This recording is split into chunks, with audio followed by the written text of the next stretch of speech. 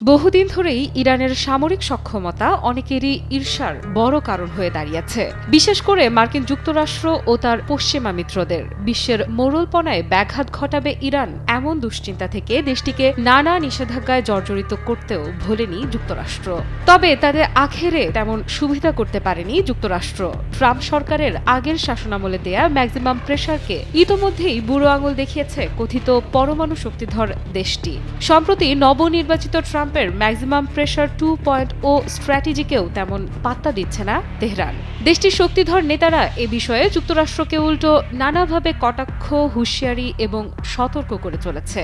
ইরানের এমন নির্ভীক আচরণে বিশ্ব অঙ্গনে তৈরি হয়েছে বিস্ময়। তাদের প্রশ্ন, ইরানের আত্মবিশ্বাসের উৎস আসলে কি? এবারে বোধহয় সে প্রশ্নের জবাব মিলল ইরানের সাম্প্রতিক ঘোষণায়। ইরানের সশস্ত্র বাহিনী সমস্ত প্রতিরক্ষামূলক প্রয়োজন মেটাতে সক্ষম, এমনটাই দাবি দেশটির। ইরানের রিয়ার অ্যাডমিরাল হাবিবুল্লাহ সায়ারি বলেছেন যে ইরান তার নিজস্ব প্রতিরক্ষা সরঞ্জামের 90% বেশি দেশেই উৎপাদন করে।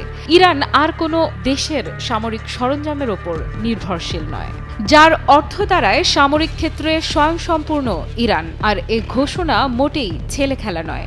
সমর বিশ্লেষকদের মত, ইরানের এ ঘোষণা শত্রু দেশগুলোর মুখের ওপর কড়া জবাব।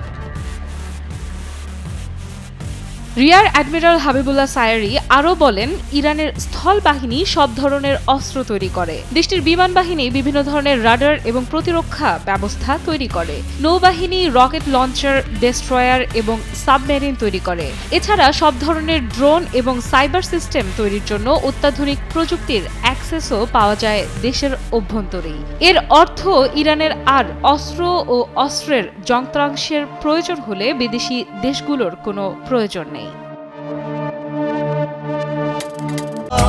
এখন এমনই ফুরফুরে মনে থাকবে সবাই। বসুন্ধরা টয়লেট্রিজ, ফুরফুরে মন সারাক্ষণ।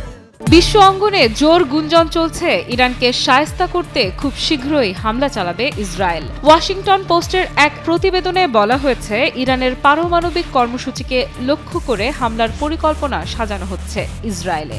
যদিও ওয়াশিংটন পোস্টের পক্ষ থেকে এ ইস্যুতে ইসরায়েলের সরকার, মার্কিন গোয়েন্দা সংস্থা CIA, প্রতিরক্ষা গোয়েন্দা সংস্থা এবং যুক্তরাষ্ট্রের কেন্দ্রীয় গোয়েন্দা দপ্তরেও যোগাযোগ করা হয়েছিল, কিন্তু কোনো মন্তব্য আসেনি। হোয়াইট হাউসের জাতীয় নিরাপত্তা কাউন্সিলের একজন মুখপাত্র ব্রায়ান হিউজ অবশ্য সম্ভাব্য হামলার প্রসঙ্গ এড়িয়ে গিয়ে বলেছেন, প্রেসিডেন্ট ট্রাম্প ইরানকে পরমাণু অস্ত্রধারী শক্তি হিসেবে দেখতে চান না। তিনি এটা কখনো অনুমোদন করবেন না। ইরানের সঙ্গে যুক্তরাষ্ট্রের মধ্যে বেশ কিছু ইস্যু রয়েছে এবং সেগুলো দীর্ঘদিন ধরেই রয়েছে।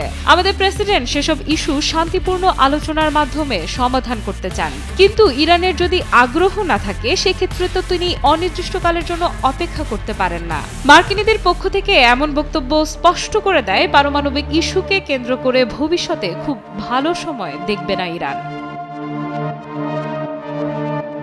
বিশ্ব যখন ইসরায়েল যুক্তরাষ্ট্রের হামলা নিয়ে নতুন যুদ্ধের শঙ্কায়, তখন ইরানের রিয়ার অ্যাডমিরাল হাবিবুল্লাহ সায়ারির এমন বার্তা বুঝিয়ে দিল দেশটি মোটেও কোনো হামলার বিষয়ে শঙ্কিত নয়।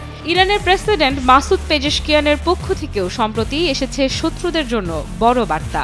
ইরানি প্রেসিডেন্ট নির্ভীক চিত্তে জানিয়ে দিয়েছেন, যদি শত্রুরা 100টি পারমাণবিক স্থাপনায় আঘাত করে, তবে দেশীয় বিশেষজ্ঞরা তাৎক্ষণিকভাবে 1000টি নতুন পারমাণবিক স্থাপনা তৈরি করবে। এমন বক্তব্য শুধু ইরানের ঝকঝকে আত্মবিশ্বাসের পরিচয়ই দেয় না, বরং জানান দেয় কাউকে পরোয়া করার আর কোনো প্রয়োজন নেই তেহরানের। সামরিক ও কূটনীতিক সকল খাতে ইরানের খুঁটিনাটি প্রস্তুতি ইরানকে করে তুলেছে অদম্য, অপ্রতিরোধ্য। আফরিদা ইফরাত, নিউজ 24।